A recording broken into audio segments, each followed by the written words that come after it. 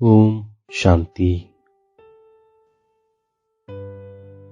நான் அழிவற்ற சிம்மாசனதாரி ஆத்மா. நான் சகஜயோகி ஆத்மா.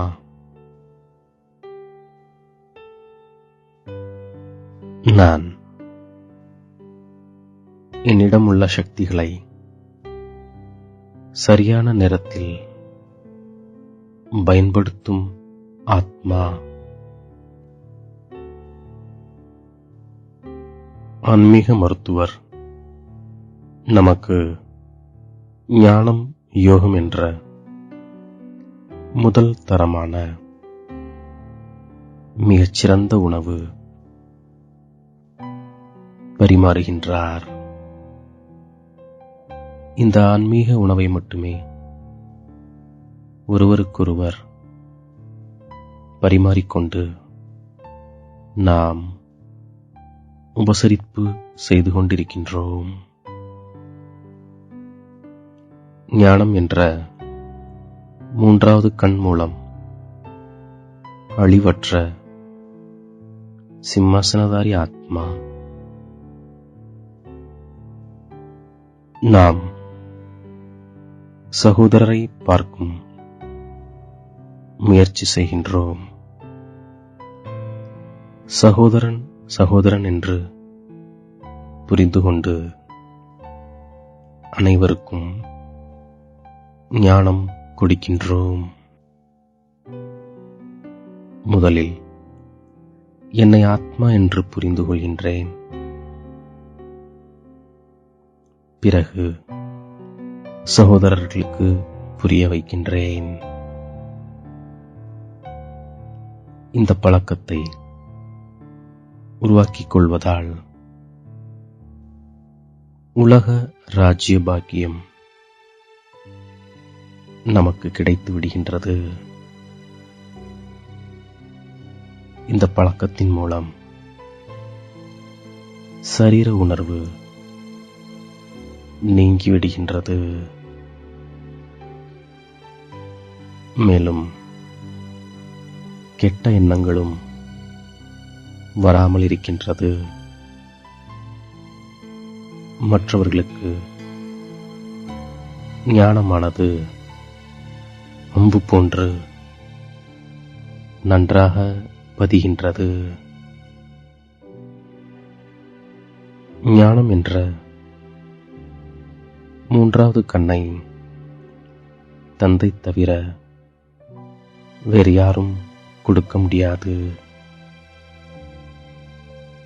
இது ஞானத்தின் சாக்ரீன் ஆகும். ஞானத்திலும் ஒரே ஒரு வார்த்தை மன்மனா பவ என்பதாகும். தந்தை சாந்திதாமம் மற்றும் சுகதாமத்தின் வழியை கூறுகின்றார். குஷி போன்று சத்தான உணவு வேறு எதுவும் கிடையாது. நாம் குஷியாக இருப்பதால் 21 பிறவிகளுக்கு போதையில் இருப்பதற்கான சிறந்த உணவாக குஷி இருக்கின்றது. உண்மையிலும் உண்மையான நலம் விசாரிப்பு என்பது தந்தையின் அறிமுகத்தில்தான் இருக்கின்றது. எல்லையற்ற தந்தையின் மூலம் நமக்கு ஜீவன் முக்தியின் உணவு கிடைக்கின்றது. தந்தை நமக்காக உள்ளங்கையில் பரிசு கொண்டு வந்திருக்கின்றார். நமது ஒரே ஒரு தந்தைதான் ஆசிரியர் மற்றும் உண்மையிலும் உண்மையான சத்குருவாக இருந்து நம்மை அவர் கூடவே அழைத்து செல்கின்றார். இந்த இறை மாணவ வாழ்க்கை மிகச்சிறந்த வாழ்க்கையாகும். நாம் இல்லறத்தில் இருந்தாலும் தாமரை மலர் போன்று இருக்கின்றோம். தொழில் போன்றவைகள் செய்தாலும் தந்தையின் நினைவில் இருக்கின்றோம். நாம் நம்மை ஆத்மா என்று உணர்ந்து தந்தையை நினைவு செய்கின்றோம். கூடவே தெய்வீக குணங்களையும் தாரணை செய்கின்றோம். ஆகையால் நாம் லட்சுமி நாராயணனாக ஆகிவிடுகின்றோம். உயர்ந்ததிலும் உயர்ந்த தந்தையை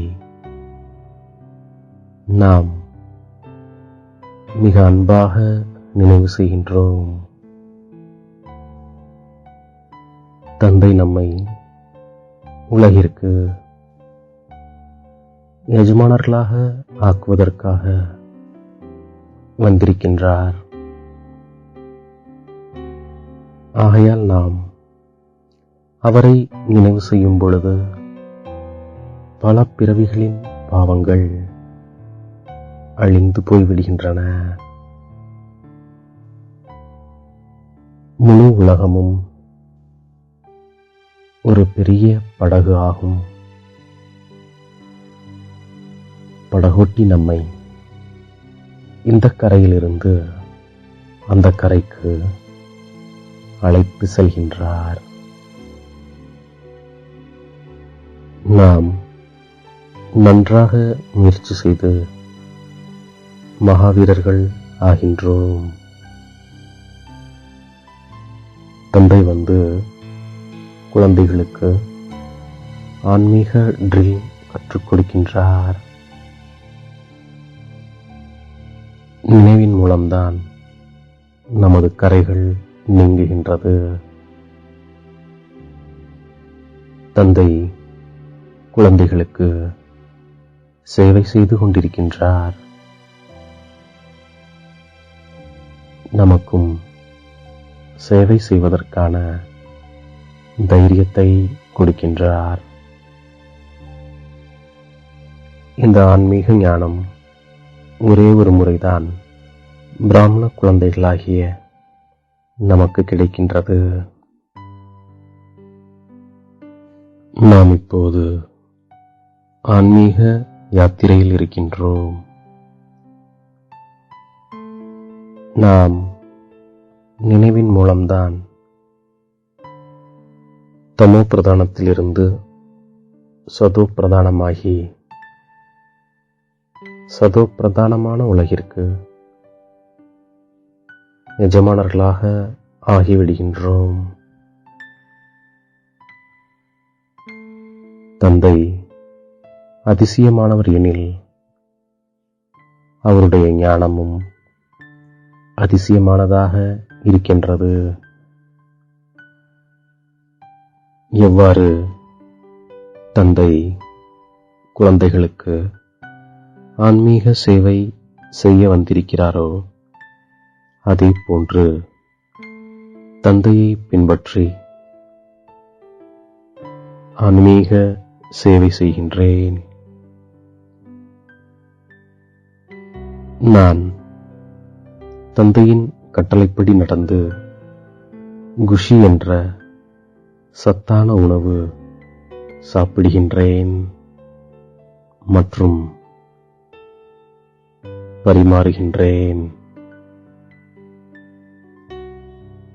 யாராவது தலைகீழான விஷயங்கள் பேசினாலும் நான் அமைதியாக இருக்கின்றேன். உறுதித்தன்மையின் சக்தியினால் மனம் புத்தியை இருக்கையில் அமர வைக்கக்கூடிய சகஜயோகி ஆத்மா நான் பொறுமையாக இருக்கின்றேன். சக்திகள் என்னவெல்லாம் இருக்கின்றதோ அவற்றை சரியான நேரத்தில் பயன்படுத்தி மிக மிக நல்ல நல்ல அனுபவம் செய்கின்ற ஆத்மா நான்.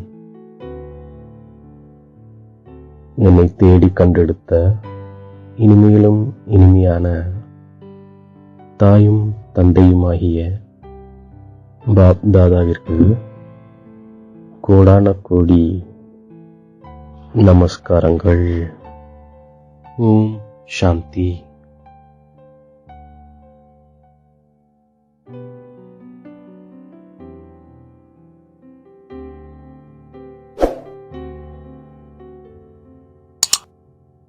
you